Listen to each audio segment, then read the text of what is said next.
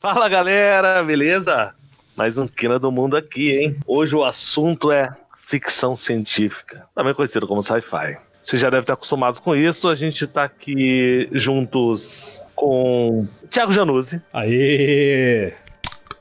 Beleza? E grande Paulo, entusiasta jabardo. Fala galera, tudo bem? Beleza? Bom, vamos falar sobre esse assunto importante. Eu acho que a gente tem que Porra, isso é um assunto. conversar sobre isso. Isso é um assunto extremamente importante, cara. Que é assunto sério, entendeu? Coisa importante para as pessoas que nem nós, cara. Cara, eu acho que demorou pra gente falar sobre isso, viu? Pois é, pra quem já falou de paranormalidade, de extraterrestre, terra plana, saudosa terra plana.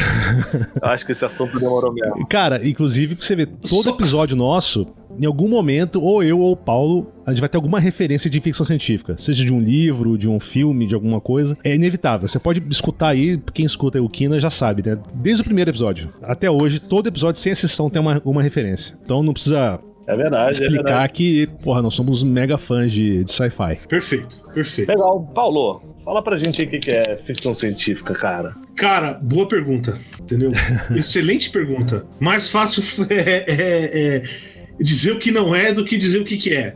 O fato é o seguinte, quando a gente pensa em ficção científica, a gente pensa em quê? Primeiro, geralmente coisa no futuro, mas não necessariamente. Tá? Ou seja, então você pode falar em universos paralelos e coisas parecidas. Você geralmente fala em tecnologia, mas aí você pode também ter, por exemplo, que nem Planeta dos Macacos, que o cara é no futuro, começa com tecnologia e volta para baixa tecnologia. Então assim, eu vou ser bem honesto, cada um tem sua própria definição, acho que nenhuma é muito convincente. Você falou uma coisa interessante.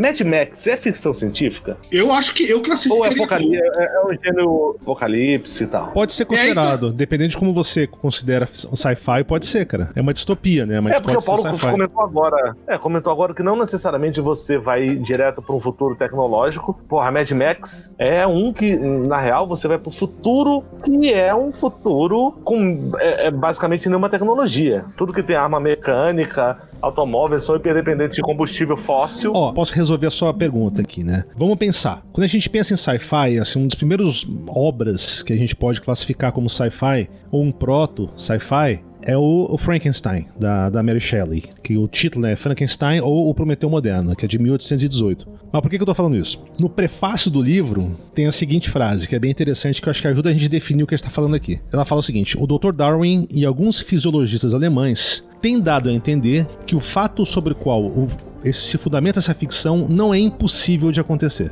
Ou seja, é um fantástico que acontece dentro da alçada do possível. Levando isso em conta, Mad Max é sci-fi. Sim. Frankenstein é ciência, onde o cara, pra quem não sabe, ninguém tem essa... Pra quem... Os millennials que não tem essa referência, o cara basicamente usa a parte de corpos e constrói um ser que é, sei lá, trazido à vida com energia elétrica. Não é isso, né? Mas o que eu quero dizer é isso, né? O sci-fi é essa especulação do real.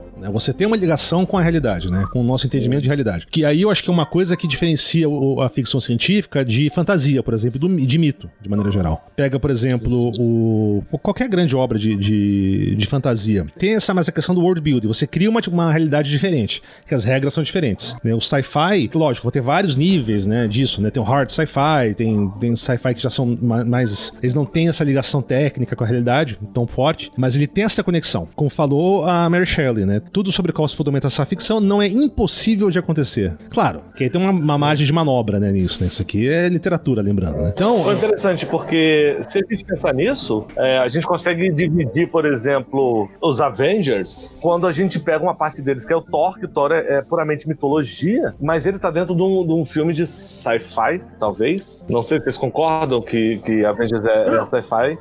Mas o Thor é mitologia. Então é que aí a gente entra nessa discussão dos gêneros, né, de cinema. Porque se bobear, Avengers, tudo isso já é um gênero à parte, né, que é o gênero de super-herói, né. Tem elementos de sci-fi, tem elementos de fantasia, mas eu acho, na minha opinião, que é um gênero... Mas eu acho que quando você fala gênero, aí que tá o negócio. Quando você fala gênero, o sentido que você tá falando de super-heróis é mais uma categoria de público-alvo, eu diria. Mais do que qualquer coisa. Vamos pegar Homem de Ferro, entendeu? Ou Capitão América, quer dizer, é um Frankenstein, entendeu? O Homem de Ferro, porra, isso seria um hard science fiction, né? A Capitão América também. Capitão América também. E aí, se você começa a pegar, quase todos são assim. Eu recomendo, quem quiser ter essa discussão, vai na Wikipedia em inglês de science fiction. Eles têm um link para uma página, Definitions of Science Fiction. É muito legal. Eu passei um tempo lendo, assim, e eu não consegui tirar nenhuma conclusão, vou ser bem honesto. Mas tem vários escritores de ficção científica, escritores, editores, pessoal do ramo, e frases deles tentando definir ficção científica. Eu acho bem interessante, então dá pra você ver meio que a riqueza. De certo modo, a melhor definição de ficção científica que eu vi aqui é de um cara que foi muito importante no começo da ficção científica, Joseph Campbell, que foi editor, ele foi escritor, editor, tremendo num racista, filho da puta, não sei o quê. Era do Astounding Stories, né? Astounding Stories, exatamente, né? E ele definiu assim, ficção científica é o que eu defino como ficção científica. Ou seja, ele era o papa e se ele considerasse ficção científica, era ficção científica. Isso, de certo modo, eu acho que isso é uma coisa muito positiva do gênero, porque você consegue brincar. Então, assim, se você perguntar para as pessoas na rua, quando vocês pensam em ficção científica, o que você pensa? Eu diria que acho que pelo menos metade vai pensar em Star Wars. Não, mas vamos pensar nisso. André, quando você pensa em ficção científica, o que você pensa? Star Wars, na hora, cara. Você tá certíssimo, Paulo. Não é o que eu penso. Vai lá, eu acho que eu preciso explicar melhor.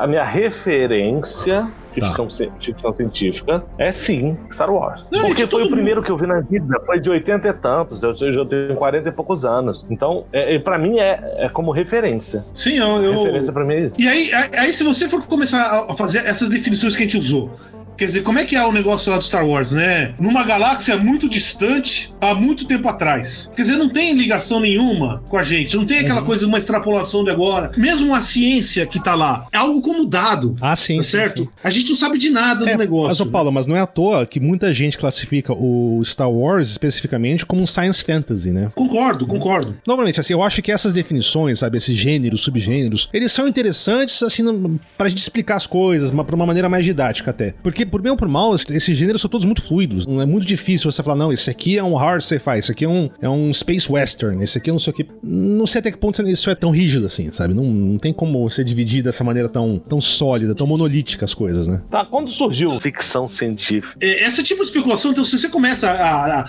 literatura começa com coisa. Então você pega Gilgamesh, pra um cara naquela época, que isso era a ficção científica da época, né?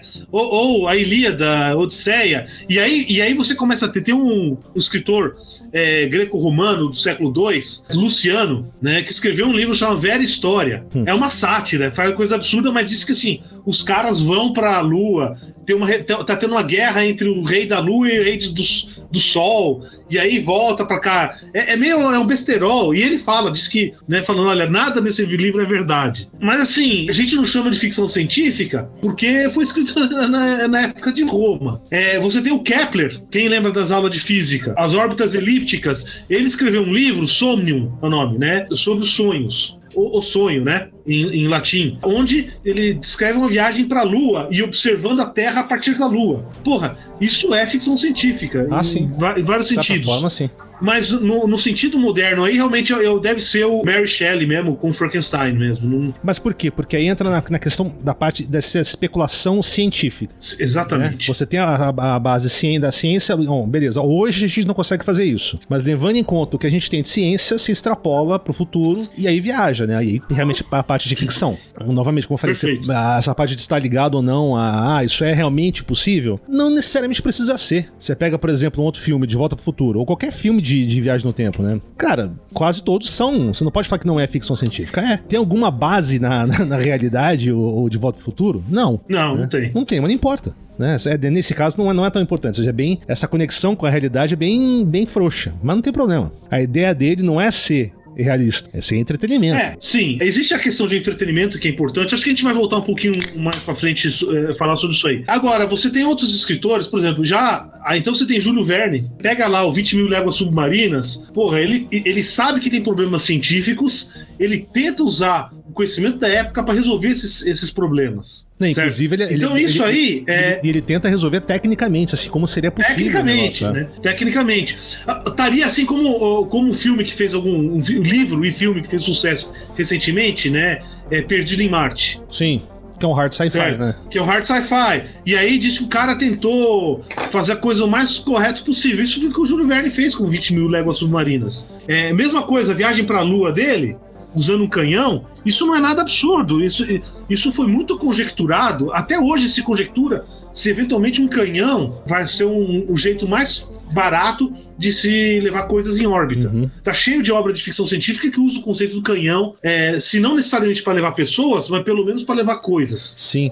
O do Júlio Verne, cara, a gente falou da Mary Shelley, você pega também o Alan Poe, que tem alguma coisa também nisso, mas aí é difícil, muita gente fala que a Mary Shelley, ela foi a primeira escritora de sci-fi, e outras pessoas falam, não, foi o Júlio Verne, que foi realmente o true sci-fi, né, a Mary Shelley seria mais um proto-ficção científica, mas tudo bem, isso não importa. Tem um livro do Júlio Verne, que é Paris no século XX. Eu nunca li esse livro, né? Inclusive eu tenho que ler. Que é uma distopia. E é interessante porque esse livro foi escrito em 1863 e ele só foi publicado, aí os dados que eu peguei estão conflitantes, porque um falou que foi em 1989 e o outro falou que foi em 1994. Mas por quê? Esse livro foi recusado pelos editores, porque era uma viagem, né? Era um negócio que é um tipo de literatura que não era muito atraente pra época. E ficou perdido mais 100 anos. E só recentemente descobriram esse livro e foi publicado. Eu nunca li, mas deve ser interessante. Diz que os livros de não ficção do H.G. Wells, eu nunca li nenhum, eu li muitos de ficção, mas de não ficção eu nunca li. Diz que ele prevê algo parecido com a internet. Entendeu? Várias coisas que a gente tem, por exemplo, aviação, comunicação global, todo esse tipo de coisa, ele prevê isso aí. Não, e aí eu acho que você entrou num ponto que é essencial pra ficção científica, né? Você pega o histórico dos escritores de sci-fi, tem muita previsão tecnológica de coisas que aconteceram. E não só você tem aqueles que previram coisas que hoje são reais, como aqueles que as obras influenciaram invenções reais. Sim. Então você pega se eu não me engano, acho que era a questão do celular, né? Um dos caras que era um dos cientistas principais na tecnologia do celular, a ideia dele era fazer um comunicador tipo do Kirk do Star Trek. Isso é só um exemplo anedótico, né? Aí vai. A ideia do satélite geoestacionário foi do Arthur Clarke. Ele escreveu livros a respeito disso, entendeu? Mas a ideia dele não foi nem tanto como ficção científica. O Arthur Clarke, só falando isso, já que falou do celular, o Arthur Clarke tem um livrinho de não ficção que se chama How the World Was Won. Em inglês é uma corruptela, como o mundo foi ganho ou como o mundo se tornou um, né? Em inglês parece muito one e one, né? De vencer, tá? É muito parecido. Tá, que é meio que a história das telecomunicações. Isso aí, vários escritores de ficção científica, principalmente de hard, ficção científica dura, costumam ter muitos livros de não ficção muito bons. O Arthur Clarke tinha vários. Asimov. O Asimov tem um guia dele de ciência que é muito bom, ele dá uma pincelada em toda a ciência que a gente consegue, física, química, biologia.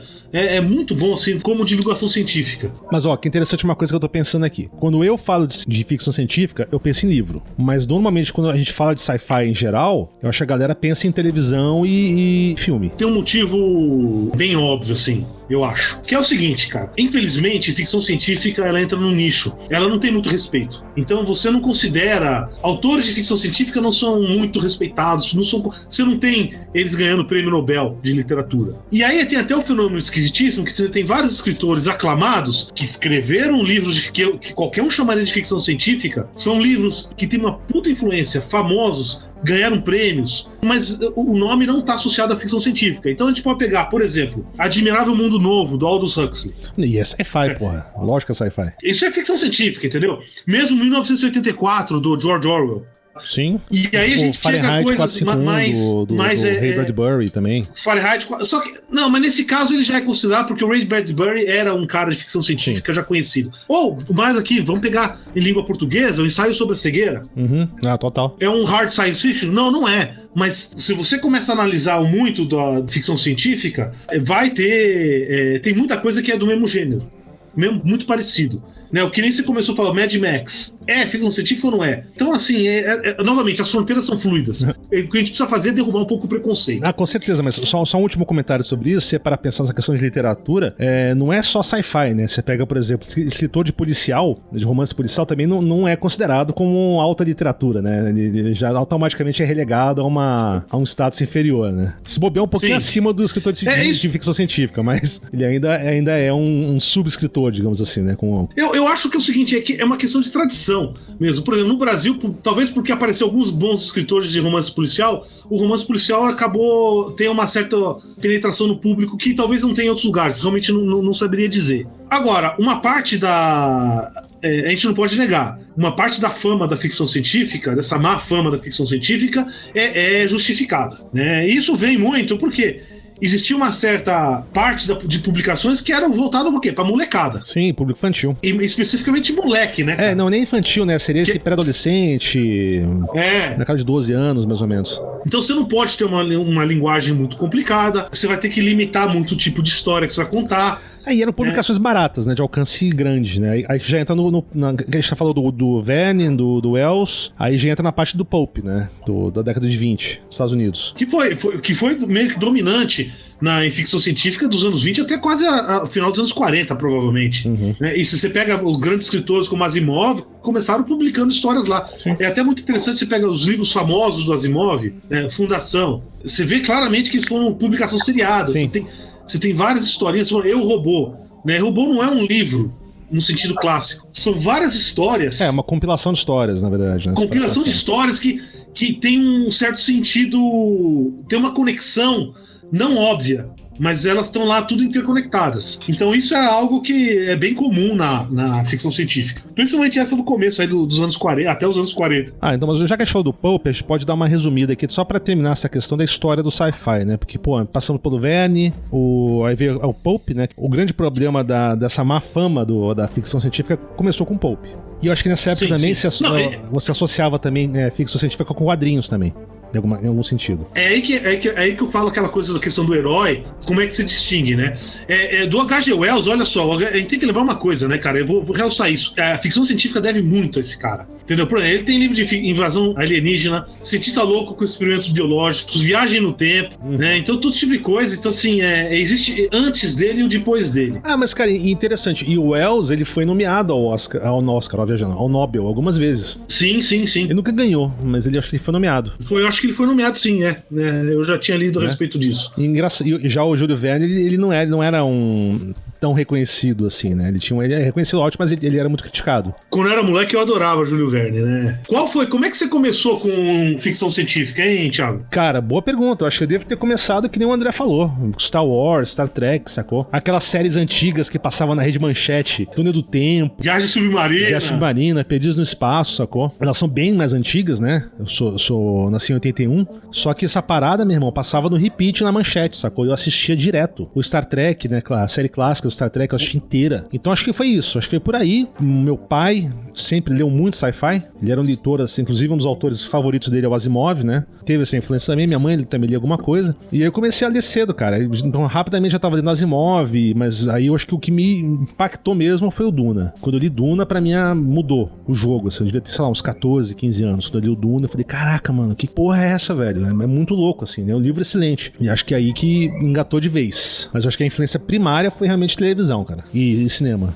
Comigo é parecido, né? Em casa, meu pai gostava de Star Trek e Perdidos no Espaço, então eu sempre assistia, meu pai me levava no cinema. Eu lembro que a gente foi assistir o Star Trek 4 lá, o da baleia, a gente foi no cinema assistir, entendeu? Eu lembro bem disso aí. Meu pai, ele gostava de ler também, mas ele lia principalmente o Arthur Clarke. Então, em termos de literatura, eu comecei com o Arthur Clarke. Eu comecei com Asimov. Então eu li muito, Asimov pra mim foi bem depois. Comigo aconteceu algo bem curioso.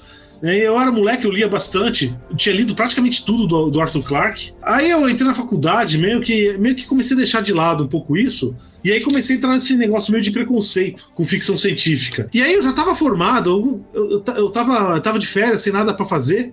Aí eu resolvi, cara, deixa eu dar uma lida nesse livro aqui, que eu tinha lido 10 anos antes como moleque, né? E, eu adorei o livro. Eu achei, cara, é muito melhor do que eu me lembrava. Será que é só esse ou são vários outros? Cara, e isso é interessante da releitura, né? A releitura, ainda mais quando você lê novo, sabe? Quando adolescente, você lê algum livro assim que você gosta, quando você relê adulto, adulto é bem interessante, né? Com Duna rolou isso, né? O Duna acho que eu joguei umas 3 vezes. Inclusive eu quero reler, né? Que vai sair o filme, quero ver se eu dou uma relidinha nele, mas vamos ver. A gente, inclusive, ficou amigo por causa do ficção científica, sim, né? Claro. Quer dizer... Só pra quem tá escutando assim, a gente tem um amigo em comum, né? Só que a gente começou a notar que a gente lia os mesmos livros. E são livros que não é todo mundo que lê, digamos assim. Então, e aí começou, né? Então, eu tava pensando aqui, quando a ficção científica entrou na minha vida e como eu interajo com ela. Cara, eu adoro ficção científica, mas eu sou um consumidor passivo. Vem pra mim, então vem. Eu não vou atrás, eu não sou um entusiasta igual vocês que foi impactado em algum momento e aí depois foi atrás disso, entendeu? Foi atrás de se aprofundar, pegou um escritor que fazia sentido pra vocês num tema e foi atrás dele ou não. Eu sou passivo, adoro. É minha escolha quando eu vou consumir algum tipo de entretenimento, mas é passivo. Cara, me jogam, eu vou adorando. Se eu tenho lá 6, 7 opções, por exemplo, de ir ao cinema, eu vou escolher a ficção científica, é algo que me intriga. Porra, pra mim, é diversão garantida. E de tudo, assim. Quando você fala de extraterrestres, ficção científica, onde você vai interagir com outros mundos. Cara, tem um filme que, porra, ninguém vai... Provavelmente poucos milênios vão lembrar, mas chama Mosca, de 86. Porra, bom. Cara, excelente esse filme. Milhões de dólares. Excelente. Que é um remake, né? 60 milhões de dólares de bilheteria.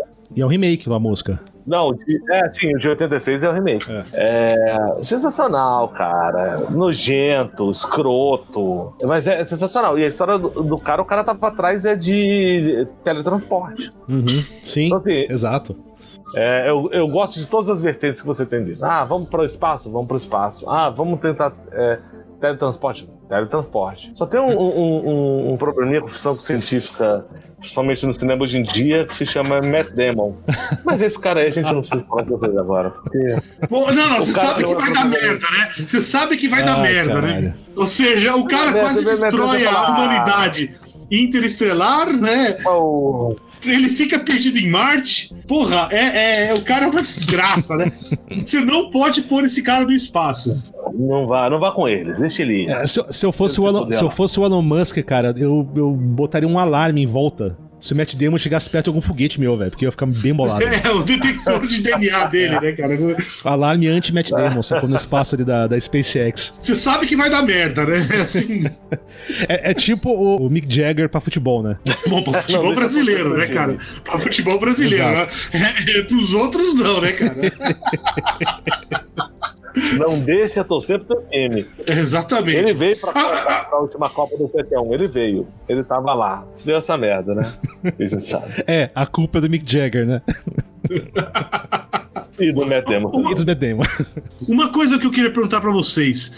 Existe um gênero aí, um subgênero da ficção científica que se chama steampunk. Tá. A minha pergunta, eu acho a estética espetacular do steampunk. Em geral, sei lá, eu não gostei muito do pouco que eu vi. E li, né? Na verdade, eu não li nada, eu vi no cinema. Mas a estética eu acho assim algo espetacular. Eu sendo engenheiro mecânico, entendeu? Ali é tudo puramente mecânico o negócio, né? É vapor e aço. Mas tem que explicar o que é o steampunk. Exatamente. Porque o steampunk, esse termo, vem do cyberpunk. Então acho que para explicar steampunk tem que explicar cyberpunk antes, né? Mas tudo bem, acho que a gente não precisa ir tão longe assim. Mas a ideia é essa, né?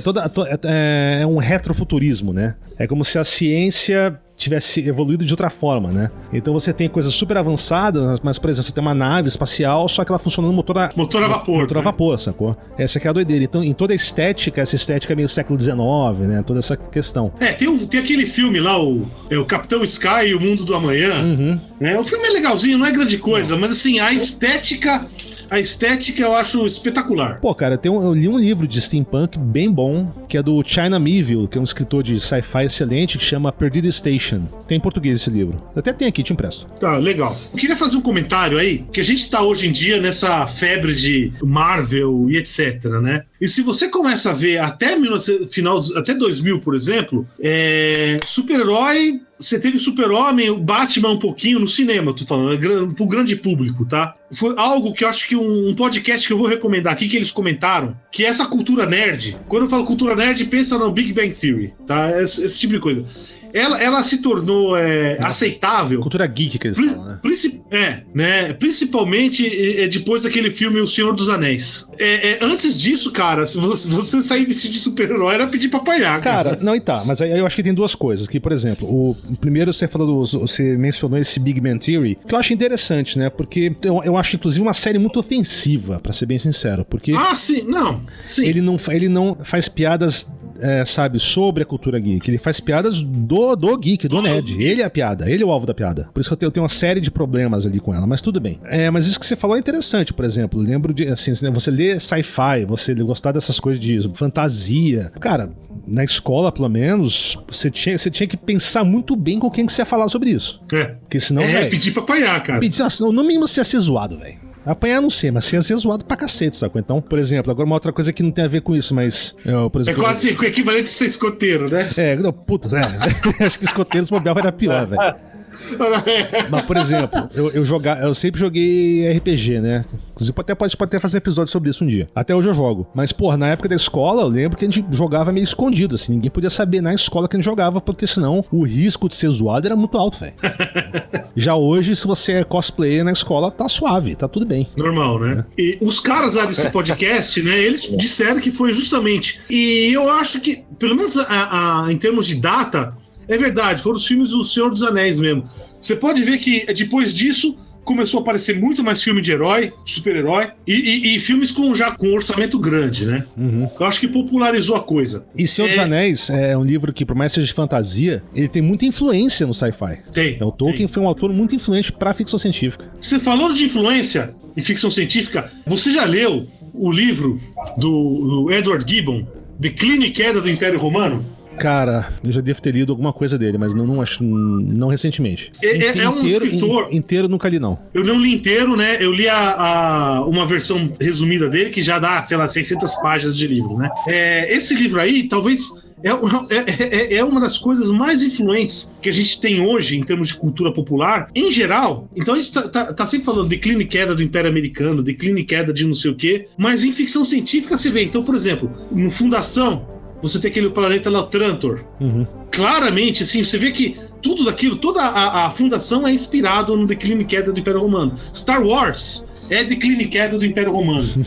E só pra quem não conhece, é um livro, foi escrito no século XVII, tá? Por um aristocrata inglês, né? O livro é muito bom. É lógico que ele fica assim, boa parte dele é Império Bizantino. Então quando ele fala declínio e queda do Império Romano, não é a invasão da queda de Roma, é a queda de Constantinopla, tá? Então é tudo isso aí. E assim, e você vê, ele permeia toda a ficção científica, eu acho. Não, sim. E na verdade, eu acho praticamente tudo, né? Todo aquele conceito de declínio e queda, isso aí é a invenção do Edward Gibbon, sim. Né? Cara, sabe o que eu pensei aqui? Que você tá falando de referência. Quais foram as obras que fizeram a gente se aproximar com sci-fi? Aí eu falei, né, do Star Wars, Star Trek, dessas séries da Manchete. Mas eu acabei de lembrar de uma agora aqui, que é sci-fi e me influenciou desde moleque. He-Man, velho. He-Man nunca foi muito meu negócio. Mas foda, hein? Porra, quando eu era moleque, me amarrava em He-Man, velho. E He-Man é um science fantasy, né? Mas tem um elemento sci-fi. Né? Todos esses desenhos da década de 80. Fala de He-Man... Eu classifico como Star Wars. Tá na minha... Thundercats. Não, Thundercats não. Thundercats é uma obra-prima, cara. Porra. Porra, olho de Tandera, tô ligado em tudo, velho. O Pantrol, olha o nome foda, Pantrol. Cara, o Thundercats, não, o Thundercats eu acho do cacete, sacou? Mas vocês já repararam no Thundercats que todos eles parecem o Mel Gibson? Eu não tinha reparado nisso, cara. Você acabou de arruinar Thundercats pra mim, cara. Você acabou de arruinar Thundercats pra mim, cara. Pô, foi mal. Mas eu soube aqui, cara, eu tava conversando com o pessoal de Hollywood, uma galera que eu conheço aqui no grupo de WhatsApp. Pô, galera de Hollywood? Pô, cara, Hollywood, WhatsApp, cara. Você tá influente, hein, velho? Depois a gente faz um podcast sobre mentira, aí vocês vão ver que é mentira. Mas, ó, estão falando que, sério, o Lion vai rolar o filme mesmo, os Thundercats, e o Lion vai ser o Matt Damon. Porra, mas aí... Porra, o planeta vai ser destruído, cara. O Moon-Ra vai ganhar, mano. Porra, o Thunder Tank vai quebrar, vai fundir o motor, velho, certeza. Porra, eu tinha o brinquedo, cara, do Thunder Tank. Era muito louco, velho. Eu sou mais da época do Esquadrão Classe A, cara. Tá aí é um negócio interessante. Absolutamente nada na indústria de sci-fi foi criado pra entreter, e sim pra vender. Não, pera aí, não, para. Ó, vou falar só um exemplo. Tá bom, exagerei, tá bom. É criar, que eles pensam e tal. Mas eu tô falando de filme, não muito de livro, enfim. Mas, cara, eu lembro do Star Wars que, cara, eu fiquei muito feliz que eu ganhei de Natal um boneco de chumbo do Darth Vader, onde o sabre de luz dele era um cotonete, tá ligado? Sem as hastes. Fica legal. É azul da porra, mano. Vermelho. Era sensacional, cara. Mas era de chumbo, mesmo, era de chumbo. Era boneco de chumbo. Era uma coleção de bonecos de chumbo de Star Wars. Cara, eu adorava. Eu tinha um X-Wing, cara. Que massa, hein? Com o Luke Skywalker lá dentro, né? O C-3PO lá. Abria as asinhas lá, tudo certinho. Quando eu descobri que dava pra derreter chumbo pra poder fazer ficha de fliperama, aí minha coleção foi pro saco.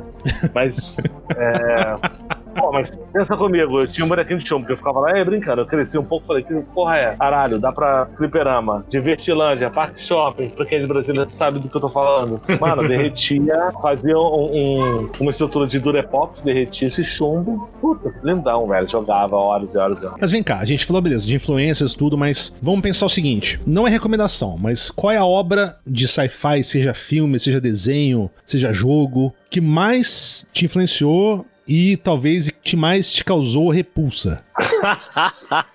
A gente vai falar sobre isso mesmo, né, Janus?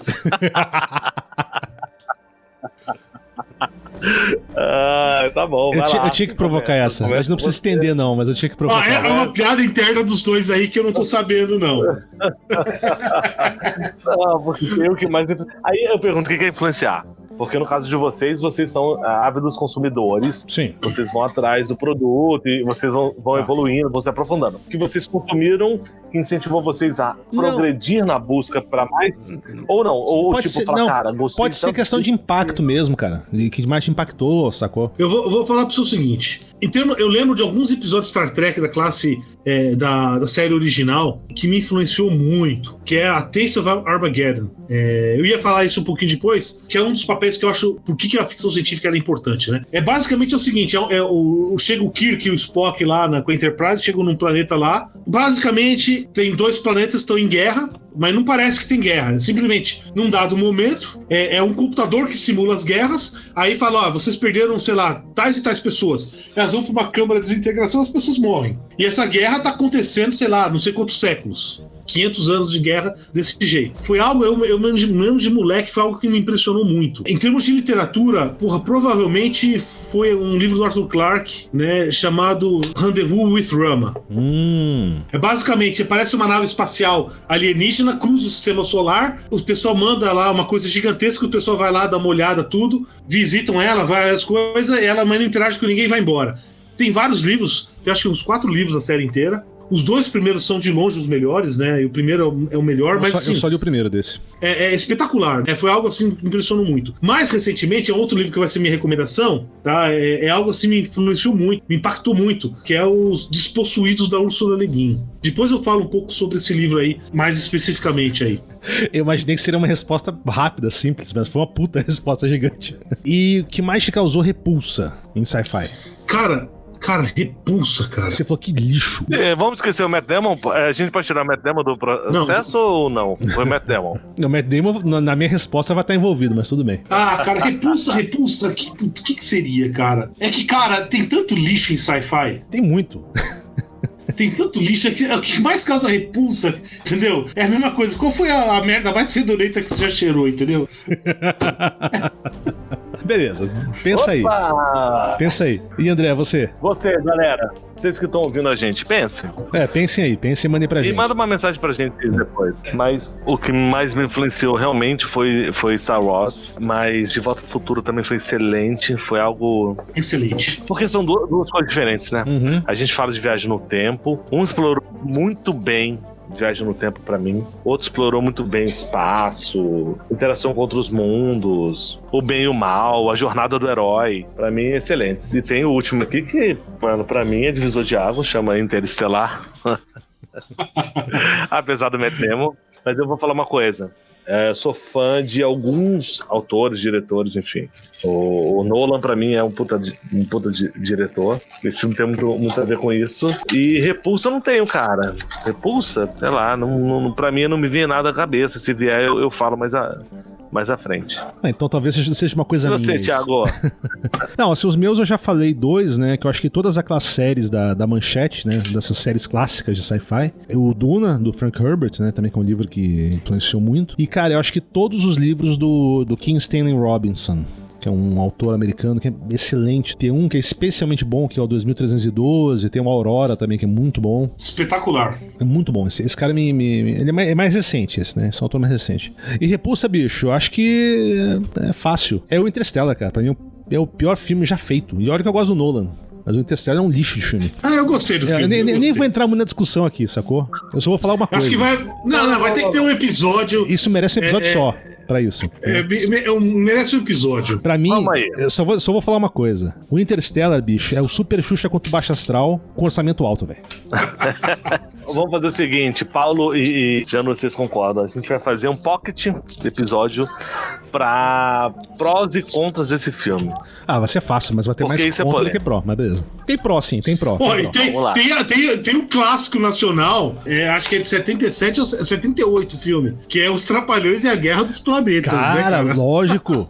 Caraca, com certeza, velho. Porra, e esse filme...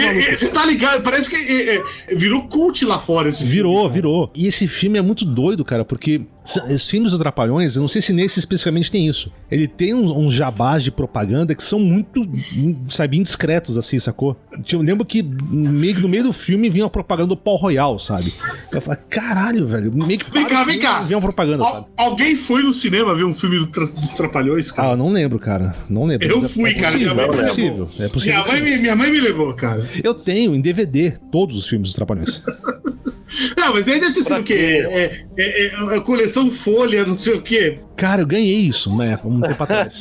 Uns anos atrás. Porra, que você tem bons amigos, hein, cara? Porra, eu tenho todos. Você comprou as ilustradas e aí recebeu o pacote com 12 filmes Trapalhões. E pra mim, o que funciona muito bem, que prestou bastante, foi o Saltimbancos Trapalhões. Isso foi pra mim incrível, muito bom.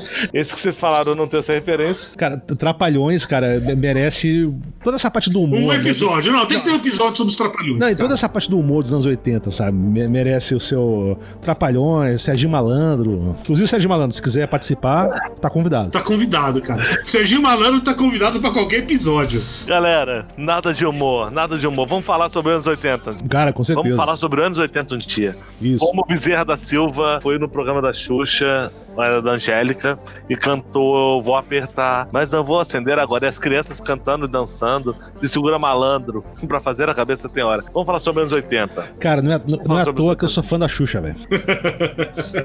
O que eu quero discutir agora é a parte mais importante aqui, é o que importa aqui. É o que torna a ficção científica diferente e importante. Por que você leria ou iriam ver um filme de ficção científica ao invés de um literatura tradicional? Ou outro gênero de literatura? Porque você leria ao invés de... Eu queria ver a opinião de vocês. Tá. Porque cara, é o seguinte... Só pra entender a pergunta.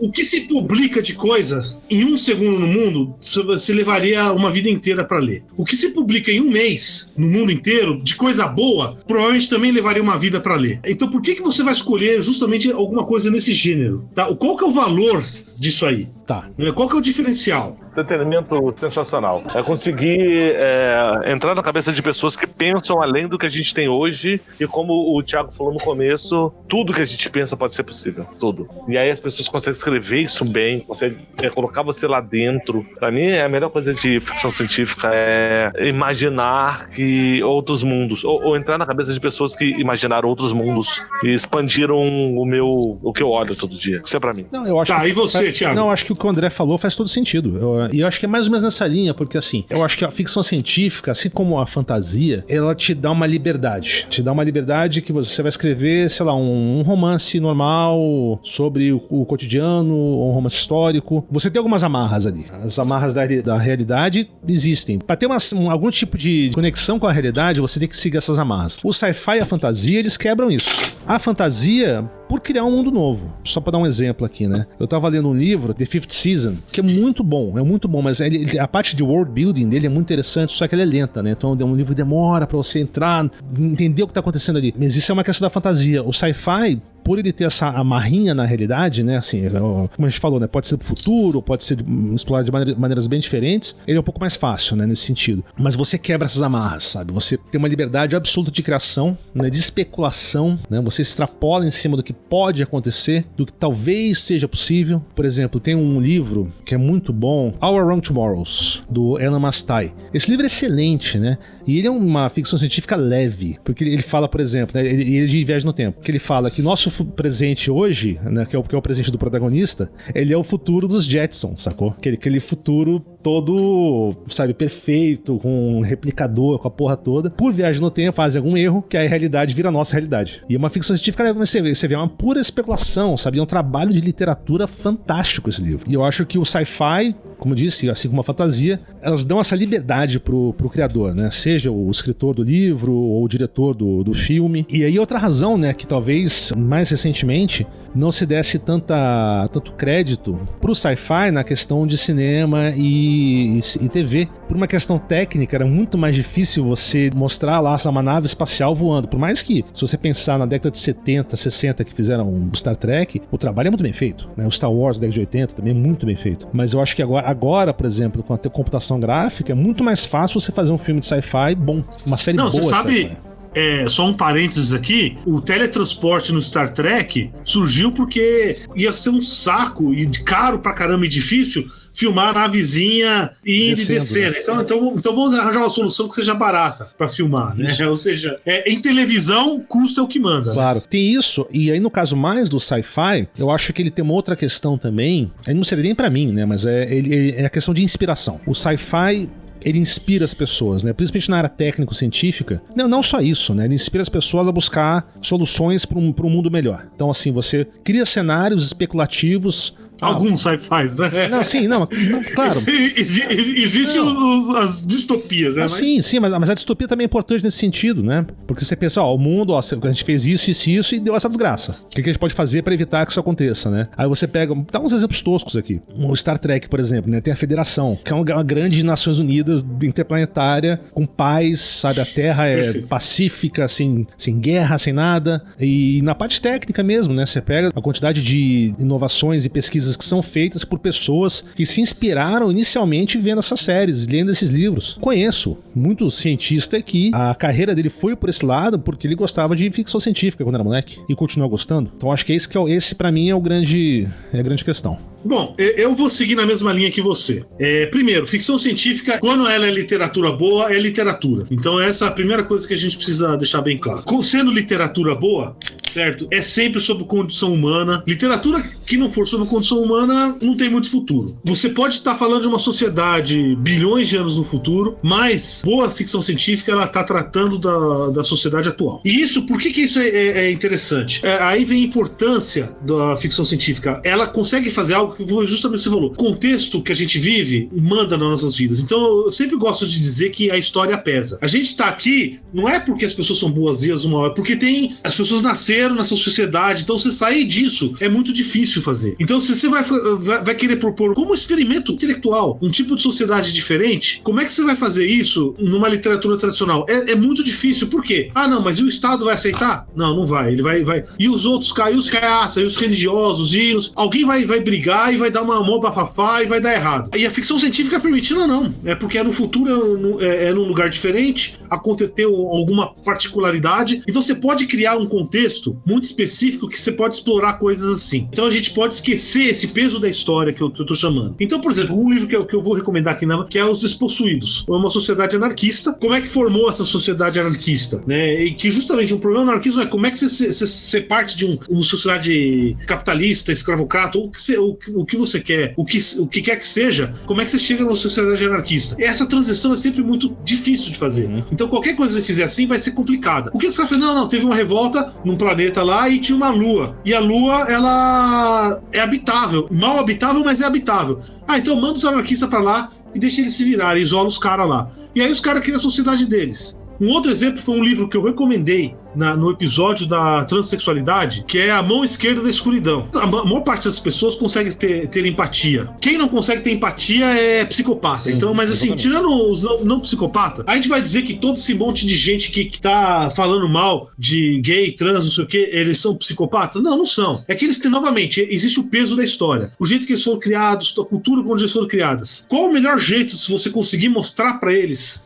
Calma, as coisas são um pouco diferentes. Ficção científica permite isso. Então, por exemplo, esse livro da Mão Esquerda da Escuridão é um planeta onde as pessoas não têm sexo definido. Então, de repente, assim, sei lá, aparece o casal, um vai virar a fêmea e outro vai virar o macho. Aí, alguns anos depois, pode inverter a situação. Então, ele é uma situação muito fácil pra explorar esse tipo de coisa. Entra aquele episódio que eu já citei, que é um Ghost de Armageddon, a Taste of Armageddon, que é aquele guerra por computador. Isso é uma coisa assim, a gente começa a introduzir regras de guerra. Você pode deixar um negócio tão sanitário que, não, tudo bem, umas pessoas vão morrer, mas a pessoa morre mesmo. Como é que disse o nosso presidente, né? É a vida, né? Fazer o quê, né? Fazer o quê, né? E daí? Entendeu? E esse é o perigo, tá certo? Então você consegue... E é lógico, você olhando na nossa perspectiva, olhando aquilo é um absurdo. Mas na perspectiva dos caras, não. Qual que era a opção pros caras? Não, ficar se matando, destruindo, fazer um monte de coisa. Não, eles arranjaram uma solução. A solução é uma merda, mas é uma solução que eles arranjaram. Então a gente consegue discutir esse tipo de coisa. E a outra coisa que eu acho que dá pra fazer bem na ficção científica é questões que são desconfortáveis, você conseguir fazer as pessoas perceberem como elas são ridículas, essas questões. Então tem um episódio do Star Trek original, o episódio não é muito bom, tá? Mas é um exemplo, eu acho que fenomenal disso aí, né? É o 15º episódio da 3ª temporada, que se chama A Última Batalha em português. Let It Be Your Last Battlefield. Basicamente é o seguinte, tinha um planeta que tinha pessoas bicolores, metade preta e metade branca. Esse episódio assim, tem seus problemas, mas a ideia dele é muito boa. É aquela coisa, só que tem uns caras que são pretos do lado direito e outros são pretos do lado esquerdo. E aí os caras estão em guerra, destroem o planeta, só sobra 2 caras e os caras vão até o final pra lutar. Então se você pega isso num contexto, a gente tá falando anos 60, nos Estados Unidos, onde você ainda tava falando de segregacionismo, esse tipo de coisa, e eu tô falando, não é um bom episódio, em geral não é, tem vários problemas. Mas porra, uma pessoa que assiste aquilo, que gosta do Star Trek, caralho, que coisa ridícula que é isso. Isso acho que é uma coisa que pra literatura tradicional, ela faz. A literatura faz isso, mas a ficção científica, ela faz isso muito melhor. É que eu acho que ela dá esse espaço, né? Como você afasta, você pode afastar no tempo, na tecnologia, no que seja. Dá esse distanciamento, eu acho que ela torna mais fácil essas discussões, né? Porque, por exemplo, nesse caso aí, eles são 2 alienígenas, né? Não é um homem negro e um homem branco, né? Não. Então, dando esse distanciamento, você acha que dá esse espaço de debate. De uma maneira mais digerível, digamos assim, dependendo do contexto, obviamente. Não, assim, e o negócio é óbvio, um ser humano, um homem branco olhando pra aquilo, mas que coisa ridícula, é igualzinho, só que é só invertido a negócio. Eu não sei se isso teve algum impacto entre as pessoas que assistiram aquilo. Eu imagino que pelo menos uma se tocou. Que o Star Trek clássico teve algumas questões, né? O primeiro beijo interracial na TV americana foi do Star Trek, né? Foi do Star Trek, exatamente, né? Então... Foi o Kirk beijando a Uhura. Kirk beijando a Uhura. E foi meio que... tiveram que fazer meio que escondido, né? Aparentemente. Não, e deu uma treta, por exemplo, acho que a BBC não quis transmitir, sabe? Foi uma complicação esse episódio. Perfeito. Qualquer ficção científica tá descrevendo o mundo. Pode ter alguma coisa parecida com a gente, mas é diferente da gente. Então, isso precisa de uma certa habilidade. Você construir um mundo, né? Se você der informação demais, é um puta do saco. Você ficar lendo assim, o cara dirige do lado esquerdo, né, não do lado direito. As pessoas são canhotas. Se você põe informação demais, é um saco. Se você põe informação de menos, fica uma merda. Então, assim, esse equilíbrio é essencial na ficção científica e é o que torna, acho que é uma puta habilidade de um escritor de ficção científica que a gente tem que valorizar mais. Com certeza. A gente pega o Star Wars, a gente não sabe nada da sociedade dos caras. Tem trocentos filmes, né? Trocentos filmes. Quando teve um filme foi descrever alguma coisa, que foi aquele lá, o penúltimo agora que teve. Todo mundo que reclamou, né? Não, o que deu problema foi o Phantom Menace, que veio com o esquema do midi-chlorian lá. Não, mas isso aí é detalhezinho, não. Eu tô dizendo, mas a sociedade dos caras, que criticaram muito, não, porque essas coisas aí, feminista, não sei o que não o último, o penúltimo. Não, acho que também no Rogue One também teve um pouco disso. Aí reclamam muito, é um termo que eles estão usando agora, né? É um filme woke. Woke, exatamente, esse é o termo, né? Socialmente responsável, né?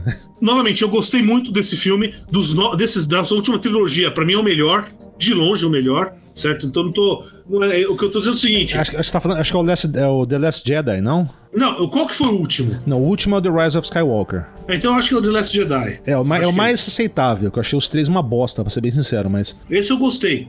E eu gostei justamente por isso, né? Quer dizer, o Império, ele tá lá... Porra, a ditadura militar no Brasil não saiu do meio do nada, entendeu? Tinha gente que queria essa merda aí, como que é hoje, né? Pois é. E o Império é a mesma coisa, não foi assim, essa coisa maniqueísta, o bem contra o mal. Não, cara, tem um monte de gente que queria essa merda mesmo, tá contente, tá ganhando dinheiro, tá faturando, então... Beleza. Galera, eu acho que foi uma conversa boa, cara. A gente conseguiu explorar aí um pouco bem da ideia do sci-fi. Espero que tenhamos nos convencido de pelo menos pegar um livrinho aí de sci-fi e ler, né? Ou assistir um filme bom de sci-fi, que não seja Interstellar. Há controvérsias. André, o que você recomenda pra gente aí? Legal, vamos lá. Eu tenho alguns filmes pra recomendar, mas antes de... Quer dizer, parte da minha recomendação é o seguinte. Vocês vão entrar no YouTube, vão googar Gawels, a Gawels Transmissão Rádio Original. Só isso. Gawels Transmissão Rádio Original. O que é isso? Galera, em 30 de outubro de 38, ou seja, na véspera do Halloween, a CBS, que lutava pra ganhar a audiência da poderosa NBC, interrompeu sua produção musical e começou a noticiar uma suposta invasão de marcianos. Cara, tudo se tratava mesmo de uma peça de radioteatro, só que teve um problema. Eles tinham uma audiência de 6 milhões de pessoas e metade sincronizou a transmissão depois de ter começado. E eles perderam a introdução que formava que era um radioteatro. Naquela época, radioteatro era com orquestra, efeitos especiais. Aqui no Brasil, pô? Radionovela, exatamente. Então, eles falaram dessa invasão marciana, baseadas também no livro do H.G. Wells, Guerra dos Mundos. E, cara, 1.200.000 pessoas acreditaram que realmente o planeta estava sendo invadido. Gerou pânico, cara, total. Sobrecarregaram as linhas telefônicas de segurança pública, se aglomeraram na rua, teve gente fugindo das cidades, causando engarrafamento, acidente, tentando fugir do perigo. Isso aconteceu, foi muito forte em New Jersey, mas outras 3 cidades dos Estados Unidos, Nova York, New York, também entraram em pânico. E, cara, foi uma loucura, foi sensacional. Porque a galera acreditou numa transmissão de rádio de uma ficção científica. Tanto que no dia seguinte, o Daily News americano, a manchete era Guerra falsa no rádio espalha terror nos Estados Unidos. Então, assim, dá uma olhadinha, escuta. É sensacional, tem 57 minutos. Primeira turma formada na Unisap, né, cara? Não, mas foi o Orson Welles, né, que tava narrando. Orson Welles. Isso, o Orson Welles tava narrando. Então, assim, é uma pérola, mostra o poder do sci-fi, como a gente ainda é racional, mas acredita no racional, porque é real. Se a gente parar de votar no quem a gente vota, os extraterrestres eles vão aparecer, maluco. É porque a gente vota nesses merda. Aí a história não vem mesmo, não vou pela Constituição. Cara, tomara que venha, velho. Nunca pedi nada, velho. Só uma intervenção alienígena, velho. E pode ser violenta, né? Pode, por favor. Vamos pra aí. Não, chega matando geral, a gente se defende.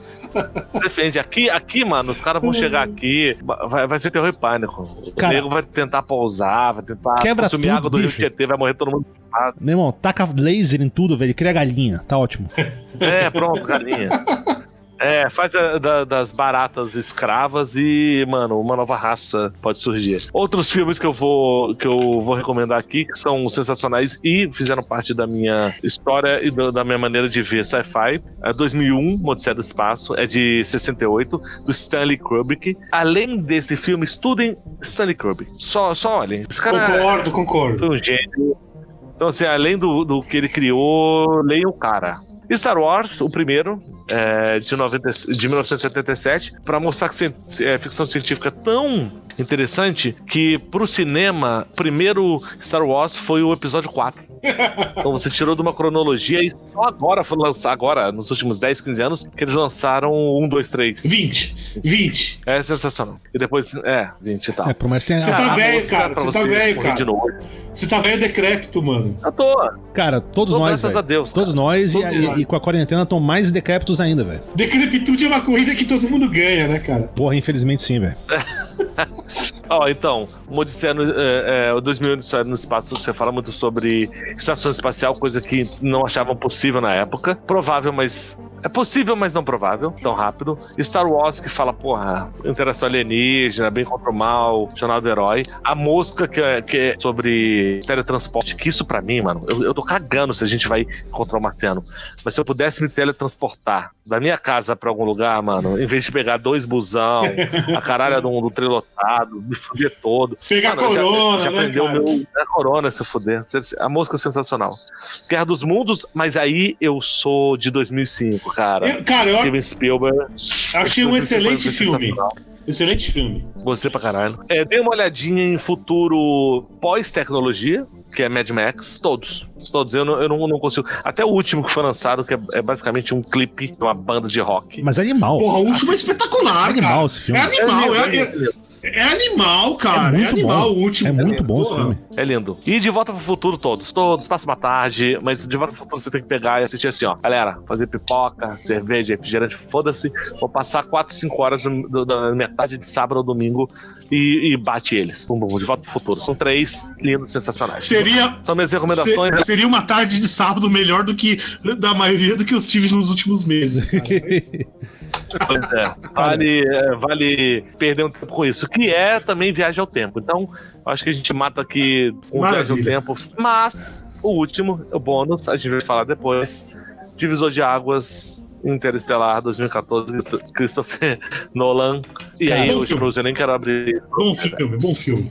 A gente vai falar sobre isso depois. É Liquid Shit, mas beleza. Vamos lá, quem vai agora? Bom, beleza. Cara, falando de ficção científica, eu tenho que tomar cuidado com recomendação, porque senão eu posso ficar 1 hora aqui dando recomendação pra vocês, né? Porque tem muita coisa boa. Então, tentei fazer uma curadoria aqui nas dicas, né? E vou recomendar algumas coisas antigas e umas coisas mais novas, né? O primeiro que eu vou recomendar é um quadrinho, é um gibi, que é o Eternauta. É um quadrinho argentino. Ele foi publicado entre 57 e 59, é do Héctor Herman Estrahel e foi com a arte do Francisco Solano Lopes. Você encontra ele em português e é muito bom. Ele é fantástico em várias maneiras, não só a arte, a história, e é uma ficção científica da América Latina, né? Que é uma coisa que a gente não está muito acostumado. Inclusive, acho que algum dia a gente pode fazer uma coisa mais específica sobre isso, né? Ficção científica brasileira e latina. E aí eu vou recomendar mais 2 livrinhos aqui antigos, que eu acho que vale a pena você ler um depois do outro, né? Por mais que eles tenham uma distância temporal boa, falam que um foi uma resposta ao outro, mas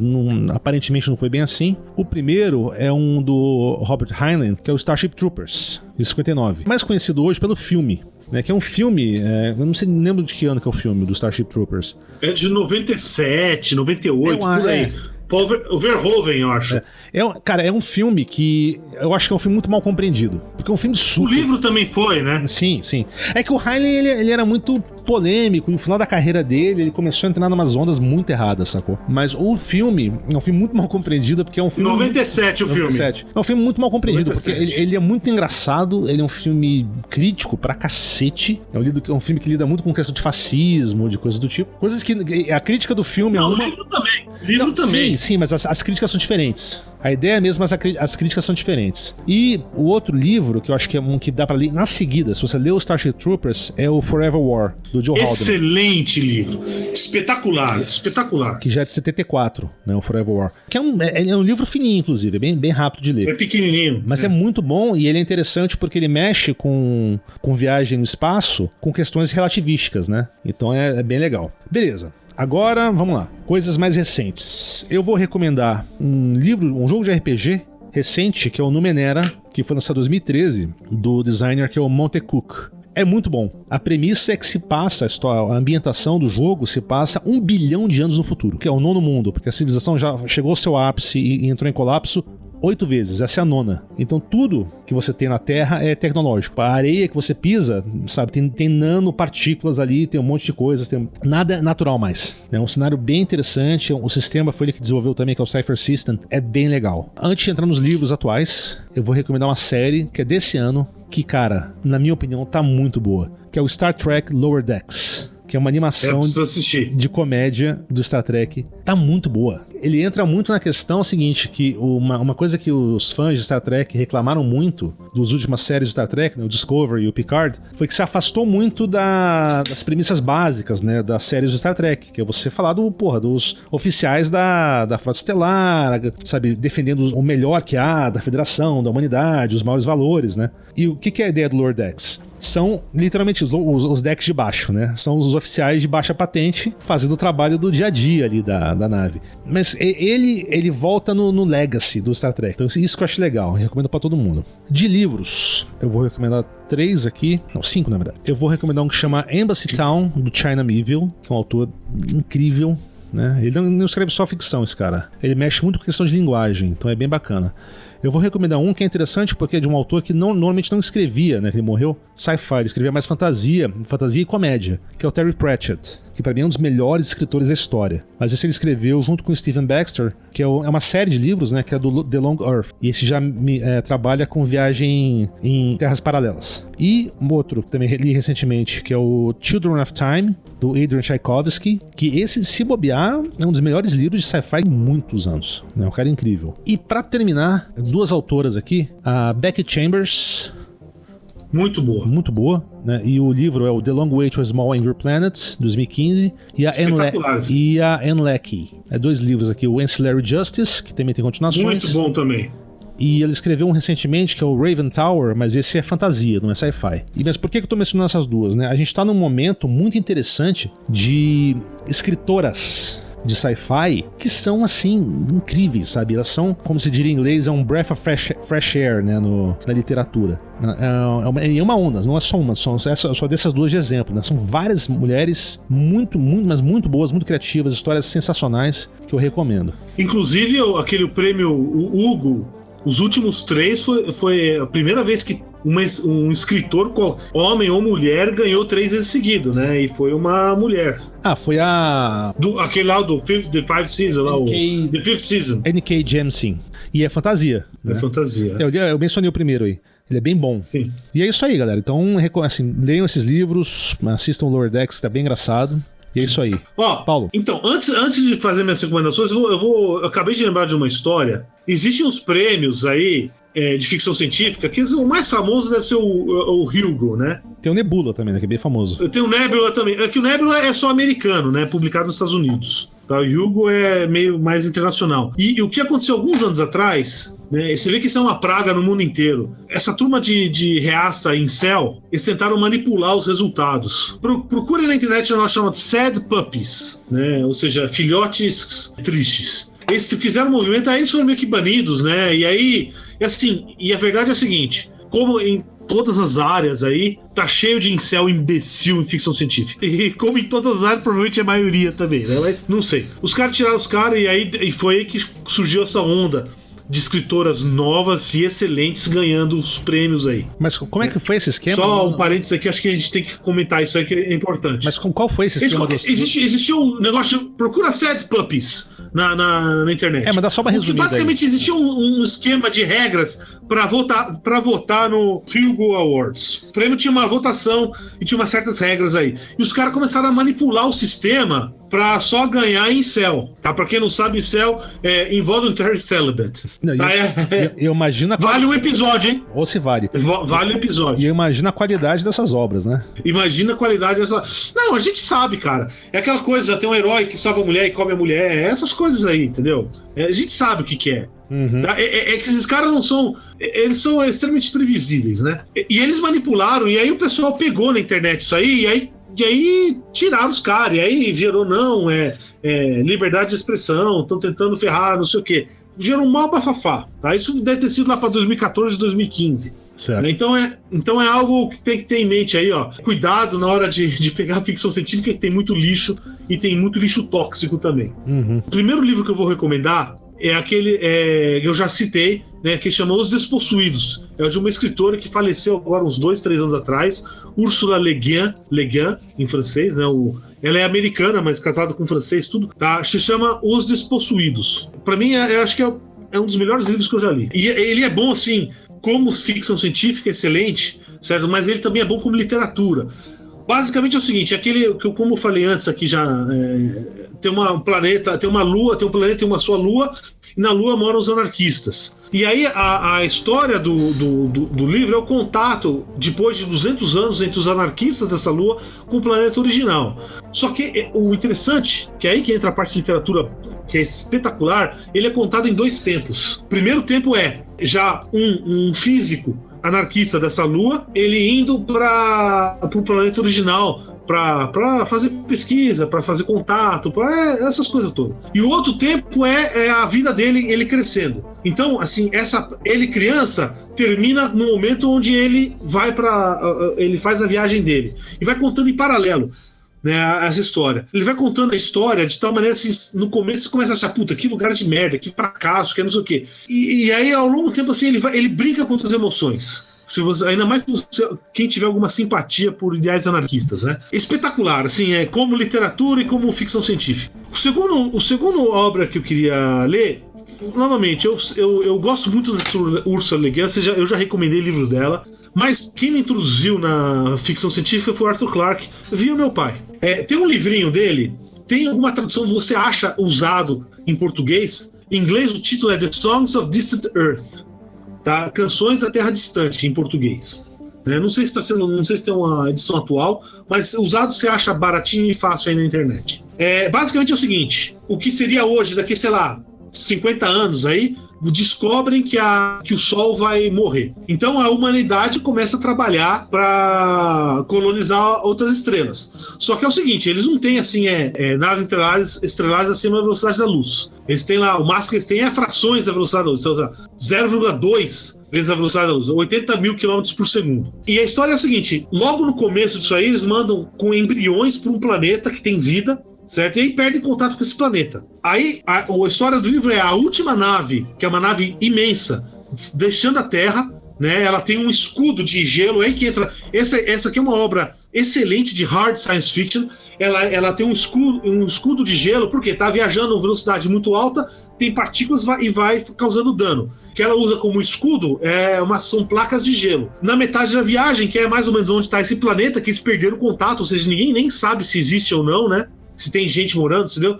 Eles sabem que tem água no planeta, certo? Eles vão refazer o escudo para fazer a segunda metade da viagem. E aí eles vão lá e tá lá, e a colônia lá original tá vivendo, tá bem, tá não sei o quê. Então essa relação é um livro muito bonito, é um livro muito legal, não é emocionante, não tem assim guerra nem nada, mas é um livro muito interessante. O outro livro que eu quero recomendar é um livro também do Arthur Clarke, o The City and the Stars, a Cidade e as Estrelas. Bom, esse é ótimo. É um livro bem antigo, a gente tá falando dos anos 50, é um dos primeiros aí do Arthur Clarke. Basicamente assim, num futuro distante, sei lá, daqui a 3 bilhões de anos, a humanidade fazia parte de uma coligação intergaláctica que some. E aí na Terra sobra uma cidade que tem toda a tecnologia, tudo isso, mas tá lá fechadinha nela. E aí eles tentando, justamente uma pessoa que nasceu diferente, que quer saber o que aconteceu, quer ir atrás. Tá? É espetacular esse livro. Minha próxima recomendação vai ser um filme. O André ele recomendou o filme Uma Odisseia no Espaço, que é de 68, Stanley Kubrick. Espetacular. Esse filme é de 84, é a continuação daquele filme.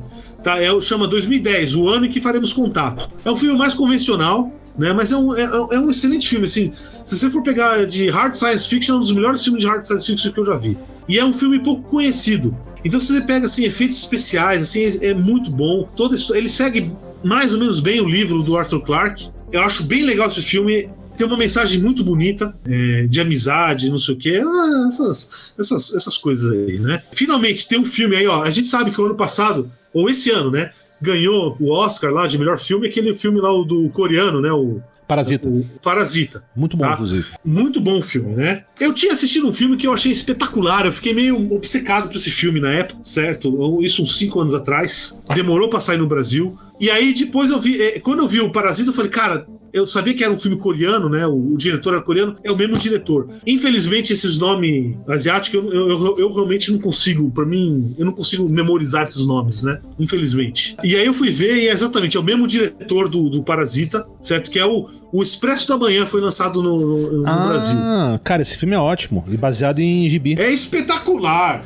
É baseado em um quadrinho, exatamente. Eu tenho o quadrinho, eu li o quadrinho depois de ver o filme. Vou dizer o seguinte, é um dos poucos casos que eu conheço onde eu achei o filme melhor que o quadrinho. Inclusive saiu uma série agora, eu comecei a assistir, mas não tive muita paciência, não terminei. Mas é bem diferente. Eu comecei a assistir, é interessante, ele tá assim, mas o contexto é mais parecido com o filme, né? Eu tô assistindo a série, comecei a também assistir esses dias aí. O filme é espetacular. Não, o filme é ótimo. Acho que tá no Netflix ou o Amazon Prime, quem quiser assistir pode ir. Tá, pra variar, eu vou recomendar um podcast, é um podcast que é em inglês, infelizmente, né? Então, pra quem quiser treinar inglês, bom, quem sabe inglês, ele é ficção científica e coisas parecidas, tá? Que se chama Radio vs. The Martians. Procurei, Radio vs. TheMartians.com, tudo junto. Então, eles tratam vários temas aí de ficção científica, fantasia e coisas parecidas. É muito interessante. Vários episódios, eles trazem gente, assim, por exemplo, estudiosos de algum tema. Então, tem Star Trek, então eles pegam um cara que estuda lá Star Trek e ficção científica em geral. Então, assim, é muito bom esse podcast. Finalmente, a gente fala muito de Star Trek aqui, então eu vou dar um episódio que eu gosto muito, tá? Muito mesmo. É um da segunda temporada, o 9º episódio da segunda temporada da Nova Geração, que se chama, em português, chama A Medida de um Homem, que é The Measure of a Man. Isso, pra mim, assim, é o que é de melhor em ficção científica. Basicamente, pra quem conhece a Nova Geração, tem um dos personagens, é um robô. É um androide. E aí, de repente, aparece um cara lá da federação lá que fala, não, você é propriedade. O episódio é um julgamento. Você é propriedade ou uma pessoa? Então não é um episódio de ação, mas mostra muito, assim, do que é de melhor em ficção científica e Star Trek em particular. Porra, é o Bruce Maddox. Bruce Maddox. Que inclusive vira um personagem que aparece no Picard, Star Trek Picard, né? É o Bruce Maddox. Esse episódio é bom. Só uma coisa, então... a gente falou de filme, a gente esqueceu de recomendar um filme, cara. O The Arrival. Não, só Arrival, na verdade, né? Que é 2016. Arrival. Tem o The Arrival, que é com o Charlie Sheen, que é bonzinho. Vamos. A gente tá falando do Arrival 2016. 2016, né? Um filme excelente de sci-fi. Excelente filme. Que inclusive que é do Denis... eu não sei pronunciar o nome desse cara. Denis Villeneuve, não sei. Villeneuve. Deixa eu procurar aqui que eu já vejo. Que é o cara que tá dirigindo Duna. Então eu tenho confiança nisso aí. Então é um bom sinal, né? Porque dirigir Duna é complicado. Beleza. Senhores, Denis Villeneuve. Só que é o seguinte, cara, você viu o que foi o filme original, que eu acho uma bosta. Que é do David Lynch. David Lynch, que é um dos grandes nomes do cinema. Não, mas esse filme foi tão ruim que até ele queria que tirasse o nome dele da parada. Não, foi diferente, peraí. A história foi diferente. O filme fizeram toda a fanfarra do filme e teve seu sucessozinho assim, teve não sei o quê. Mas o pessoal criticou muito. Aí no ano seguinte, eles relançaram o filme fazendo um corte. Tá. Um novo corte do filme. Ele tirou o nome dele. Do corte novo. Do corte novo. Tá. E aí tem um nome que eu agora esqueci qual que é. Que é quando o cara tira o nome, eles põem um nome de diretor lá, qualquer lá. Mas... É um nome fantasia direto. E existe esse filme aí. Então, mas só que você falou dele, lembrei, né, que é ruim, é bem ruim. Tem uns pontinhos lá que até que você consegue salvar. Mas eu acho que não teria sido tão ruim quanto a ideia do Rodorovsky, né, de fazer a ideia do Duna dele. Tem um documentário agora, eu não vou lembrar o nome dele, que é da ideia da adaptação do Duna do Alejandro Jodorowsky, que é um cineasta chileno. E é uma doideira total, sacou? Inclusive, pra você ter uma ideia, queria que o imperador fosse, acho que era o imperador do livro, fosse interpretado pelo Salvador Dalí, inclusive. Você vê o nível de doideira. Seria doideira mesmo. O filme teria 14 horas, sabe? Uma coisa assim. Interessante, né, o documentário, porque você vê que quando ele decidiu fazer o filme, ele não tinha lido o livro ainda. Tanto que seria uma adaptação mais do que livre do que da ideia do livro, né? Do livro. Inclusive, só mais uma última recomendação agora que eu me lembrei aqui. Tem um gibi que é do Jodorowsky, que é o Incal, que é de sci-fi também, que é muito bom. Bom, já que tá abrindo o segundo tempo aí para recomendações, a prorrogação para recomendações. Nossa, já fazer o André dormir. Eu acabei de lembrar. Já fazer o André dormir. Vou fazer o André dormir. Não, eu vou dar uma aí, ó. Tem livro, filme e filme. É o Solaris, né? Solaris, sim. O livro é muito legal. Aí tem um filme acho que de 70, alguma coisa assim, que seria o pessoal fala que é o no espaço da União Soviética, né? Uhum. Que é do Tarkovsky. Sim. O autor de Solaris reclamou muito do filme. O filme é legal. É bem diferente do livro, mas é legal. É com o George Clooney, eu acho. Não, agora. Não, o Tarkovsky não. O Tarkovsky é da União Soviética nos anos 70. Não, de mas 1970. o novo é do. Aí tem um novo filme com o George Clooney, que eu achei uma bosta, mas. Eu só vi o novo. Não, eu li o livro e vi os dois filmes. O livro eu vi também. Galera, algo mais? Cara, pra mim tá por aí. André? Pra mim é isso aí, galera. Beleza. Valeu. Bom, senhores, obrigado aí pela paciência e nos vemos em breve. Até mais.